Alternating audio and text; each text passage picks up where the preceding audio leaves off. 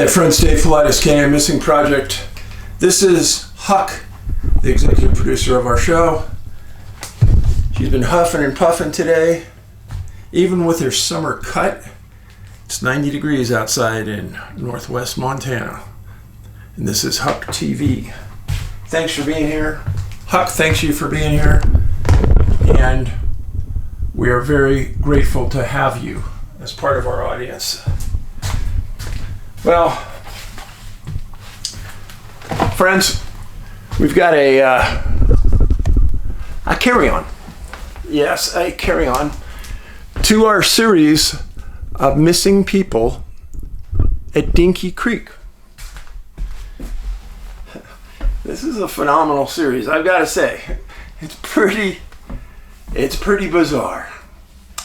Dinky Creek is located just east of Fresno, California, in the Sierra Nevada mountains, surrounded by national parks. The area is surrounded by granite, and it has a ton of disappearances. And I'm not talking Yosemite disappearances. This is just Dinky Creek disappearances.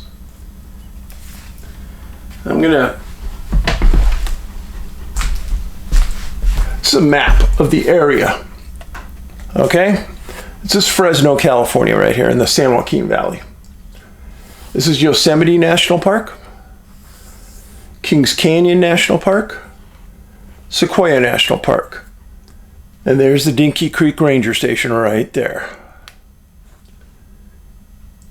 Now, the first case we're talking to you about, person departed from the Dinky Creek Ranger Station, a member of the United States Forest Service.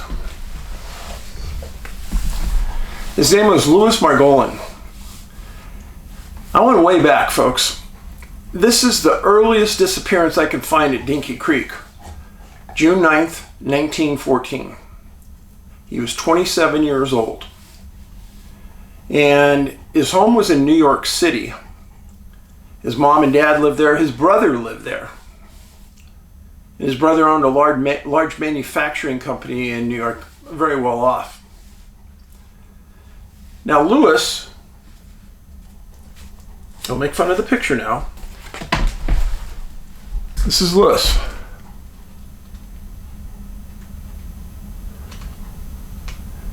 He attended Harvard University, and then he went on and also attended Cornell. That's where he was trained in forestry. He was hired by the U.S. Forest Service and immediately recognized as brilliant. In July 1909, he was assigned to the San Francisco area office for the 5th District of the U.S. And he went and gave lectures at Berkeley on forestry development. Sort of a visiting professor at a very young age. And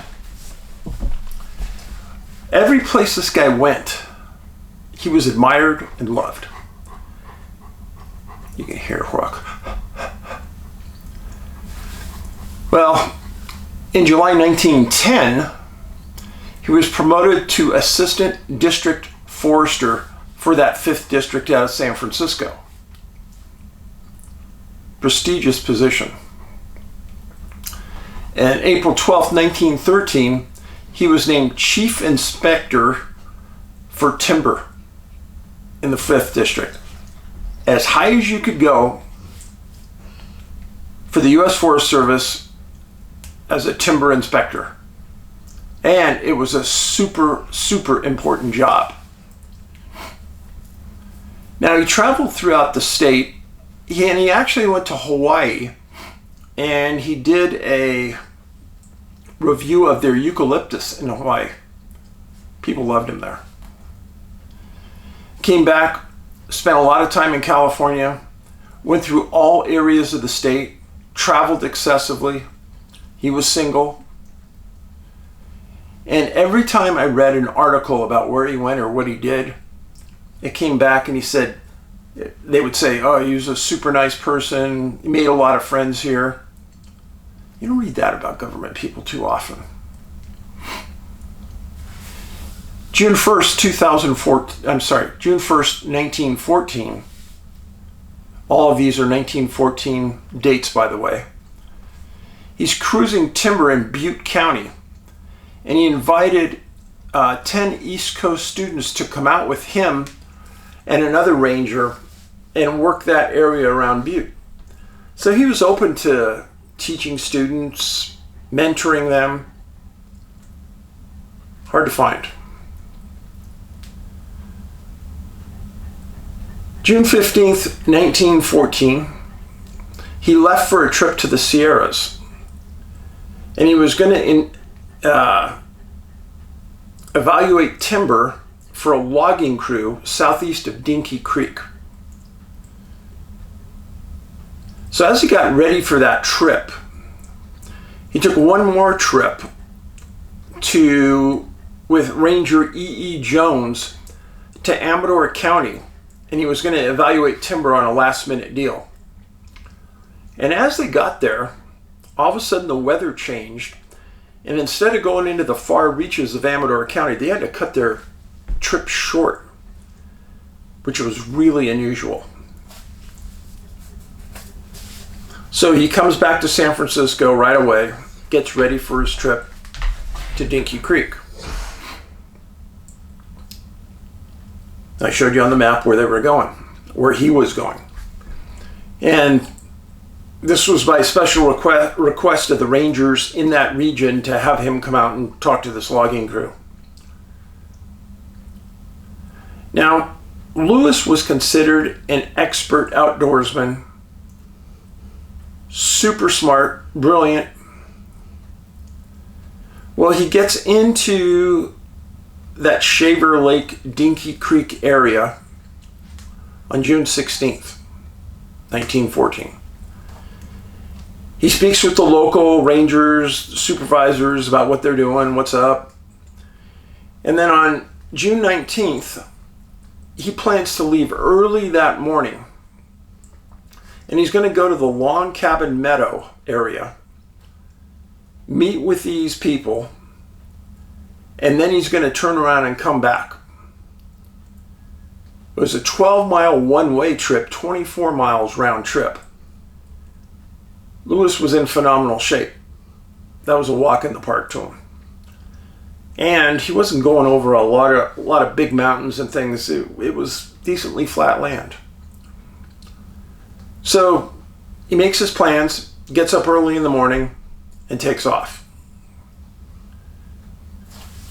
He figured he was going to get to the lumber camp by noon, spend a couple hours there, and come back. He was alone, hiking. At 2 p.m., well, let me stop right there. I pulled the weather report for the Fresno Morning Republican on June 19th, 1914. I want you to see it. Generally fair weather Friday and Saturday. Probably afternoon showers in the mountains. Moderate temperatures Friday. Daily high temperature for June was 91. Average daily low temperature 59. No extreme weather. And you can see it. No extreme weather. Moderate temperatures. Probably afternoon showers. Nothing serious. So he's free and clear. Well, he leaves. Everybody in the office expects him back late that night, so there's no big deal that he's not around all day. But at 2 p.m. in the afternoon, a hellacious thunderstorm came into the Dinky Creek area. It was dropping 2 inches of rain every 30 minutes at lower elevations, with high winds and snow at the higher elevations. Newscasts the next day said that they'd never seen a storm like this in June, ever. And the storm carried on into the night. Lewis didn't show up. The supervisor in the forestry office waited up for him. He didn't come in, and they were worried. So the next day, on June 20th, 1914, every able-bodied ranger in a 20-mile radius of Dinky Creek responded to the Dinky Creek Ranger Station, and they went out into the field. They sent 2 people specifically to the lumber camp to see if he stayed there and then escort him back. They found a witness that saw Lewis high on a ridge above Dinky Creek at 10:30 in the morning, which would have made him quite late for the lumber camp. And it was mentioned that that's not his style. He's very punctual, reliable. He says he's going to get something done, he gets it done. So the people that reported that described somebody that sounded like Lewis, but of course they couldn't confirm it. The entire North Fork division of the Forest Service was shut down for the search. And immediately when they went into the field, they found that every possible track had been washed away by the heavy rains. Creeks and rivers were flowing extremely high. And then the San Francisco District Office was made aware of the disappearance.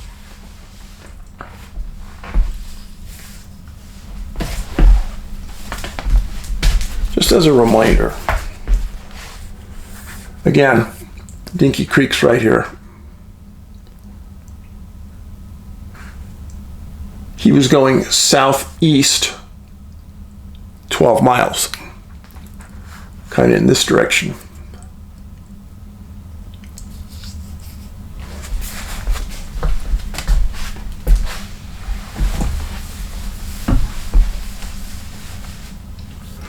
If you've ever been in a super heavy rainstorm where it gets so bad that the ground just seems like it's moving because it's all water and it's all moving downhill, everything on that top ground layer, if it rains like that for a couple hours, gets washed away. Now this area of Dinky Creek, if you get a chance, look up Dinky Creek in California and then look at Google Images and look at the creek. It's halfway between a creek and a river, but all it is giant boulders. Giant granite boulders.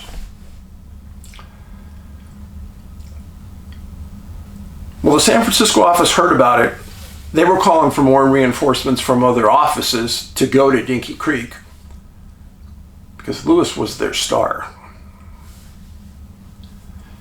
The U.S. Forest Service confirmed that Lewis never made it to the destination. Other people went to the camp, talked to the people. They said, no, he never got here. Stop for a second there. If Lewis left early in the morning, and I'm sure he did, then he would have made it to that camp before the storm started. He would have made it by noon. Storm started at 2 o'clock.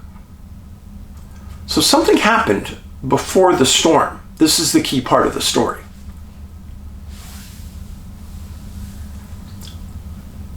June 21st, 1914. 25 searchers from the Forest Service were in the field. All of them were rangers. And they also recruited local cattlemen to help. There were several days of no updates, which in a big search like this, everyone's in the field. They don't have time to mess with the news. But Fresno had a couple big newspapers. June 26th was the first real update. Some forestry people came out and told the press that they believed he was hit by lightning. Others believed a tree fell on him. But they stated that they were covering every foot of ground in that region and finding nothing. That would be frustrating. And we've talked about this before with weather being an issue on missing 411 cases. Yeah, the reason it's an issue is that rain like that will wash away all the tracks. It'll also wash away a lot of the evidence that may be left behind. Them dropping things, etc. And then a report came in the newspaper that the storm on the afternoon of June 19th was the most violent electrical storm to ever hit that area of California. It's a big coincidence, friends. That's a mighty big coincidence. The next day, June 27th, searchers worked through the night nonstop, stayed in the field. District rangers sent a message to the San Francisco 5th District offices, quote, Director reports unsuccessful morning, belief growing that Margolin was either instantly killed by a falling tree or drowned. Will continue the search. Searchers are getting frustrated because if they believe he was alive, he would have found his way back by now. They were covering all possible areas multiple times. That was a good point. Lewis was an outdoorsman. If he was alive and uninjured, he would have found his way back. People that are good in the outdoors know, well, I'm following Dinky Creek right now, and I know Dinky Creek goes to the ranger station, so if I just follow it downstream, it's going to take me. It's going to take me there. You got to use while you're hiking out anywhere, you got to mentally make some notes on some landmarks. I've been with people before that used a little piece of red tape and put tape around the trees because it was such a confusing area, and that's how they found their way back. And when they came back, they take the tape off the tree, which is a smart thing to do. But Lewis was one of those people who had been in the woods, knew his way around, was brilliant, and was a man on a mission to get to that camp. Following day, June 28th, 1914, Lewis's sister from Poughkeepsie, New York, sent a wire asking for an update on the search. San Francisco office was going to take care of it. But the news wasn't good. They weren't finding anything. Nothing of any substantiality could be found. June 29th, 25 square miles of that forest in that ranger station were being searched. They had 25 rangers still searching, and they decided that they were going to stop with 5 of them and do nothing but drag Dinky Creek. That's how sure they were that he was in the water. Let's stop there. If you're a long-time listener, you know that when people go missing, all of a sudden everybody assumes they're in the water because they can't find them. Just normal. I think it's human nature. Me, I would not think that. I would be thinking other things. Because Lewis was an outdoorsman, you could not convince me that he would voluntarily cross a dangerous creek or river. It ain't going to happen. He's been around that devil too many times. So I'm not sure what they were thinking because they hadn't found any evidence at that point. June 30th, 1914. The 5th Forestry District wanted to push locals from Fresno and hunters to get into that area and search. So they offered a $200 reward. I was thinking about that. 1914, $200? Probably like $200,000 today. Really. Way more than $20,000 for sure. I'm sure one of you guys will do the workup and say, oh, this is really what it's worth, Dave. You were wrong. People like saying that. Oh, you were wrong. Well, back in New York on July 1st, Lewis's brother had a wealthy New York manufacturing business, heard about the reward posted by the Forest Service, and he went, pfft. He posted a $1,000 reward. Next day, on July 2nd, searchers stated they didn't believe Lewis could have survived that storm to this point. Much of the ground cover and branches were washed into the creeks and rivers, and they made it a big note to say that the reward was now $1,200. Creeks and rivers were still running high from all the wash and runoff. Water wasn't clear, so you really couldn't see into the creek or the rivers. Dinky Creek runs into the King River eventually, which is a good-sized river. And they were searching all that area. July 3rd, now Lewis disappeared on the 19th. July 3rd. So 2 weeks after he disappeared, they declared that all hope was abandoned. The Forest Service stated that they believed he had fallen into the creek, but that they would continue the patrols along the creeks and banks, checking to see what they could find. They reiterated it was generally believed that he was hit by lightning and fell into the water and drowned. I don't know if they thought this guy was a fool or what, but he grew up on the East Coast. He's seen a lot of lightning. He knows how dangerous it is. I would have a tough time thinking that he would just ignore that and plow through that, knowing the dangers.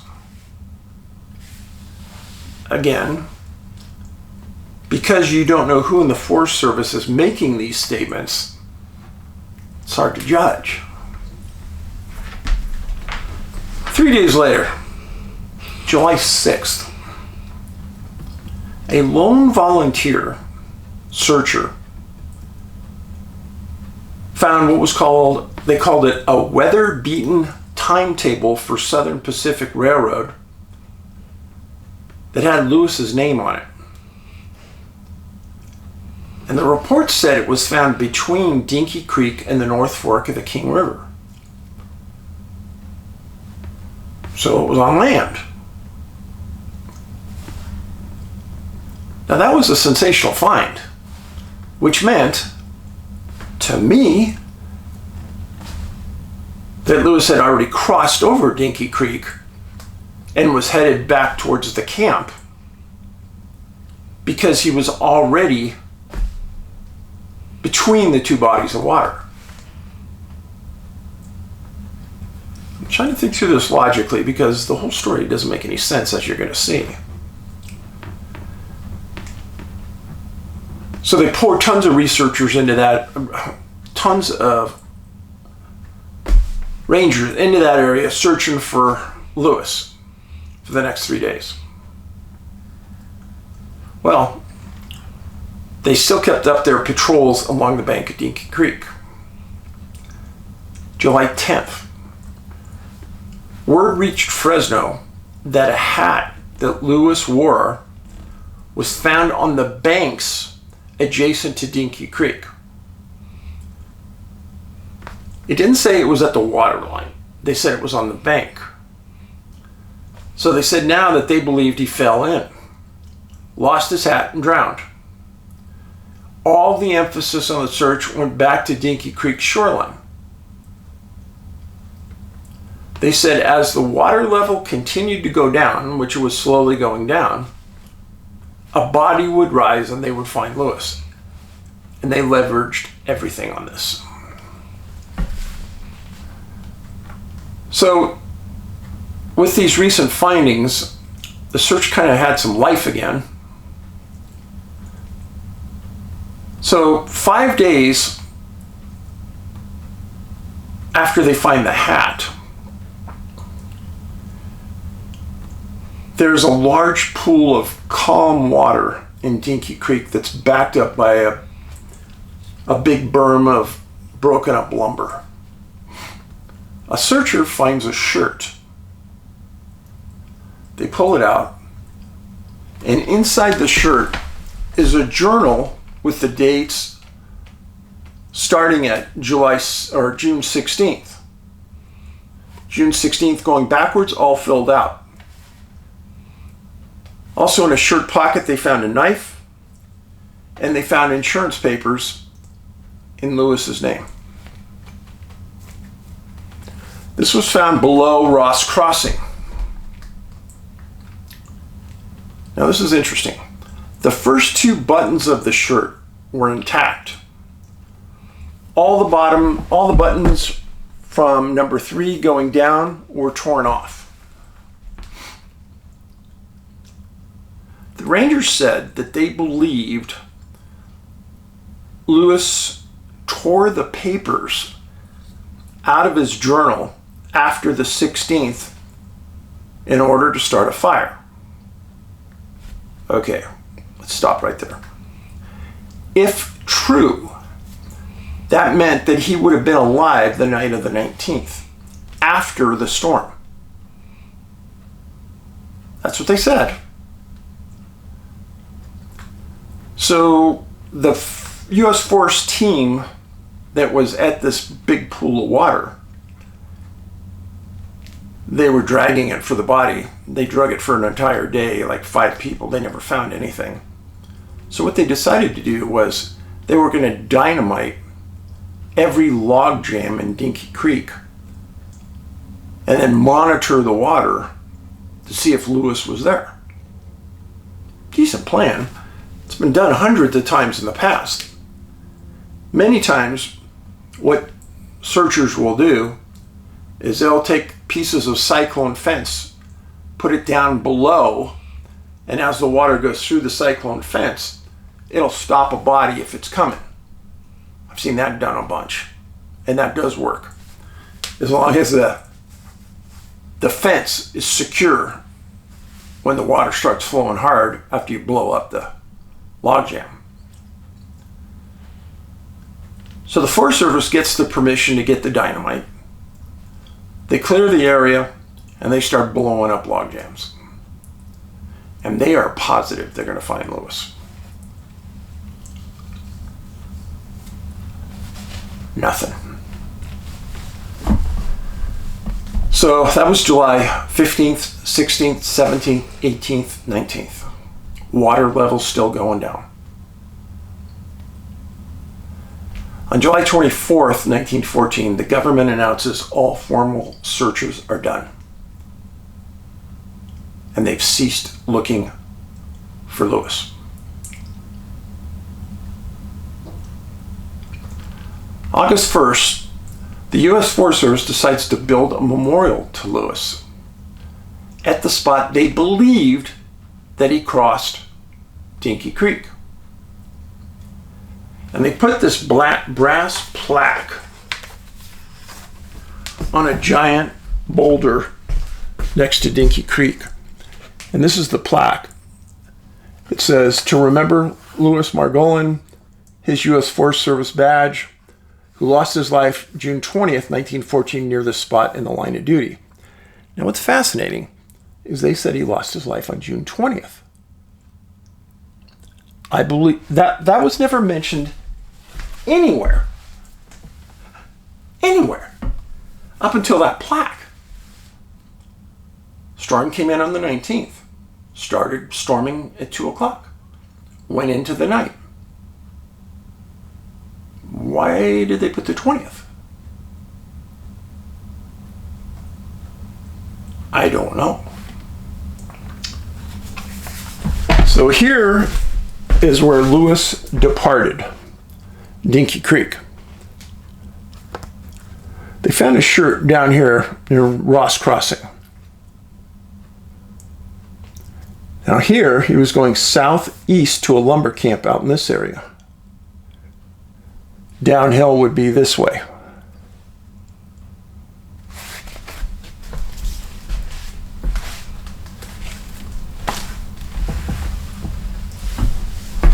August 5th, the people in Hawaii heard about what happened. And every person that he contacted made a special point of sending a note to San Francisco saying how much he was cared about and how much he'll be missed and how they were friends. Touching. But that's not the end of the story. July 15th, 1915. He disappeared June 19th, 1914. So 13 months later.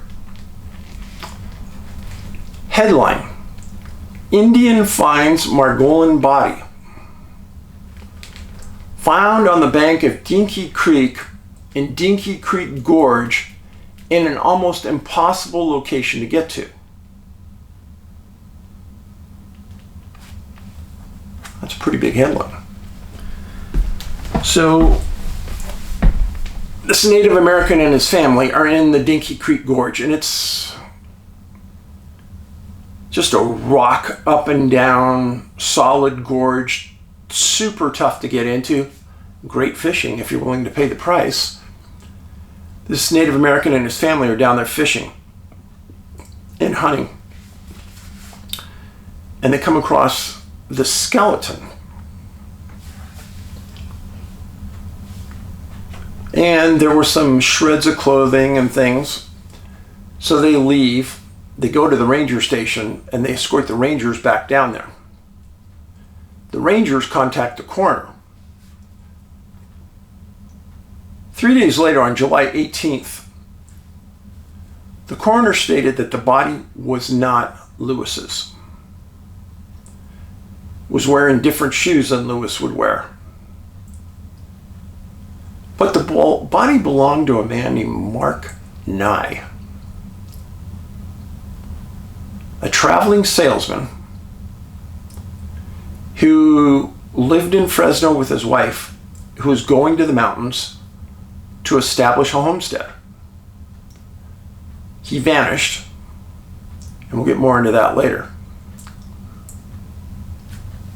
But that's another story we're going to get into in a bit. On February 7th, 1917, 3 years after Lewis disappeared, his parents went to New York Congressman Isaac Siegel, and said, the Forest Service has never said anything more to us about our son. They've never found the body. They found other bodies, but how come not Lewis? And how come we've never seen any reports, etc.? Well, Siegel writes a report to the 5th District Forest Service in San Francisco saying, hey, what's going on? What's happened? Blah, blah, blah. Nothing. Nothing. And no, Lewis was never found. So here's a few questions for you, friends.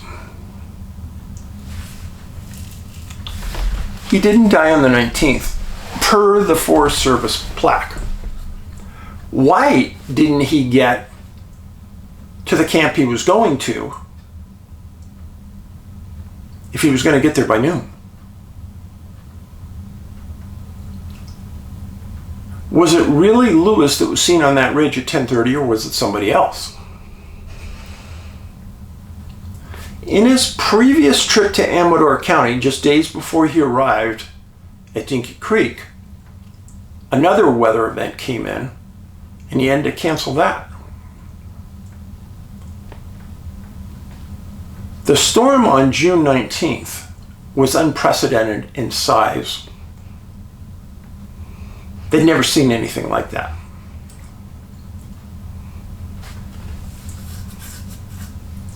Everything just about that was loose on the ground anywhere near a creek or a river got washed into the creek or the river.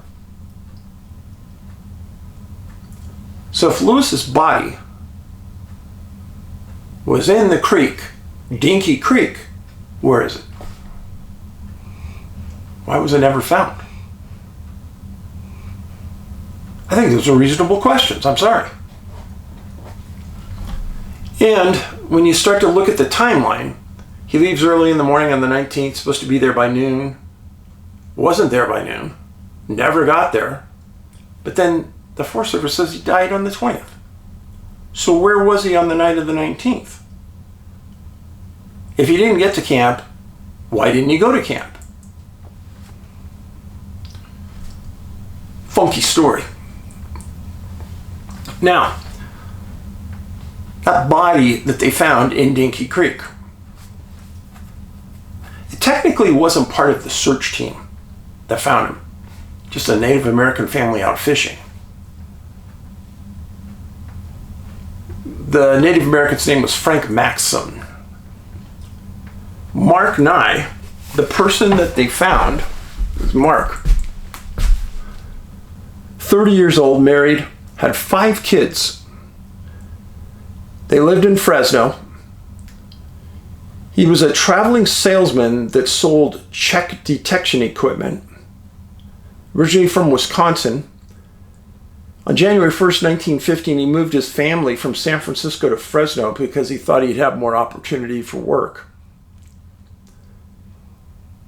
On April 19th, 1915, he told his wife that he had found an area up by what's called the Saddle to establish a homestead in the mountains. And he was going to go up, establish the homestead, and then come back and get the family. April 30th, Mrs. Nye had not heard anything from her husband, contacted Fresno police, and reported him as missing. No search, even though they kind of knew the area he was going into, no search. But they did put out a statewide bulletin that he was missing.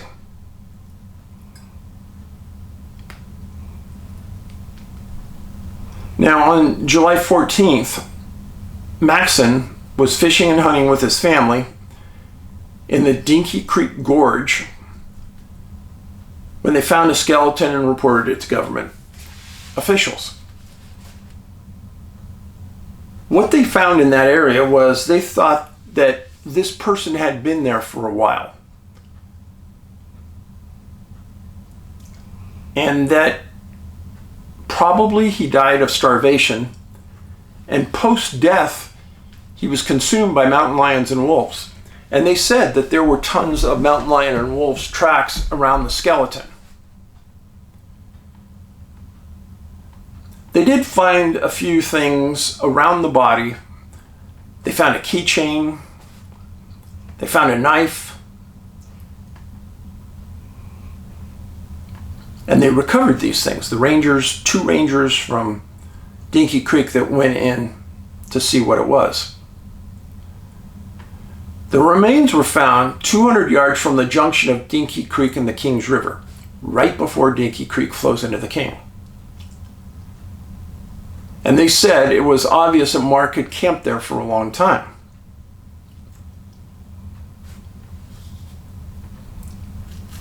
So I was trying to think this through. The articles I read said that it was a tough hike to get down into the gorge. Why would Mark go into that gorge? They said as they were going down into the gorge, they found a cave that it looked like somebody had lived in it for some period of time. They found a pair of pants, partial pants, near the skeleton that said Fresno on them. Later on, they found the marks that said his initials on the pants. His wife looked at the keychain and the knife and identified them as her husband's.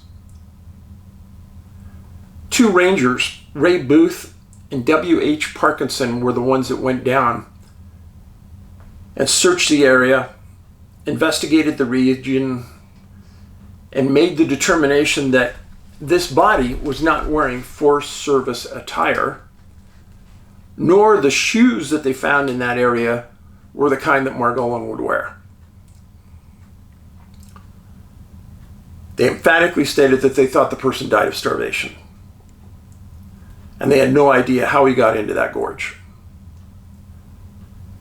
The wife said, after she identified the items, that her husband was a great provider, loved his family, and that her family was in Wisconsin and she was going to probably take the kids back there to live. But she was rightly devastated because she lost her husband.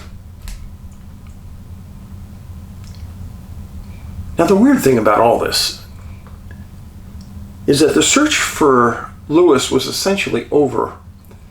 And just like on every other search I tell you, it's not the primary searchers that find bodies. It's other people. Frank Maxon just runs across the skeleton in the bottom of the gorge. The wife also said that Mark wore a ring. The ranger said that they found the hands essentially intact, but there was no ring on the body, or no ring on the fingers.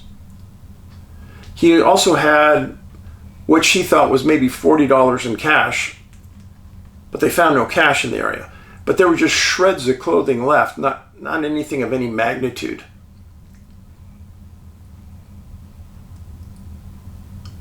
So those are the two stories, friends. Those are the two earliest stories I could find coming out of Dinky Creek. Missing June 19th, 1914, Louis Margolin. And Louis never found. And that, friends, is an unusual event in anybody's book, that a U.S. Forest Service Ranger, a superstar like Louis, goes missing in a storm that was never supposed to happen. Remember to be kind, be friendly. It really costs nothing. And it goes a long ways towards keeping our society sane.